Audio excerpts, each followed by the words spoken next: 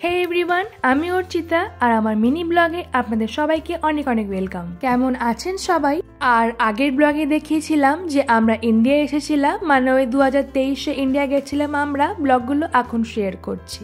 যেই উইকে ইন্ডিয়া যাই আমরা, সেই উইক নয়, তার পরের উইকে আমরা একটা রেস্টুরেন্টে যাই। আপনারা এতক্ষণ ভিডিও দেখে বুঝেই গেছেন যে আমরা কোন রেস্টুরেন্টে এসেছি। আমরা চন্দননগরের ভূতের রাজা দিল বর সেই রেস্টুরেন্টে এসেছি। আপনারা হয়তো অনেকে এসেছেন এইখানে, কিন্তু আমি প্রথম এসেছি এখানে। আমার এই রেস্টুরেন্টে প্রথম আসা, আর সত্যি অপূর্ব সবটা এত ভালো লাগছে এখানে এসে। পুরো চারিদিকটা কি সুন্দরভাবে সাজানো আছে। আর প্রথমে আমরা স্টার্টারে এখানকার ফেমাস ফিশ ফ্রাইটা ট্রাই করলাম। খেতে খুবই ভালো ছিল।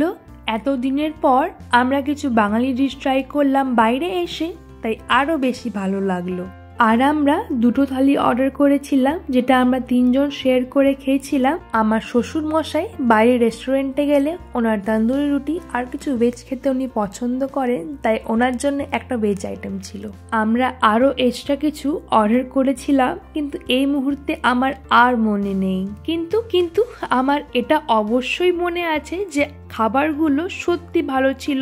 আমরা অনেকটা এনজয় করেছিলাম। আমি পার্সোনালি চিংড়ি মাছ খেতে খুবই পছন্দ করি। ওনাদের চিংড়ি মাছের মালাইকারিটা খুবই ভালো ছিল, আর বাকি সব ডিশগুলো ওনাদের ভালো ছিল। আমরা খুব এনজয় করলাম সেই দিনটা। শুধু এটাই নয়, আমরা অনেক রেস্টুরেন্টে যাব, অনেক আনন্দ করব, অনেক খাবার খাবো।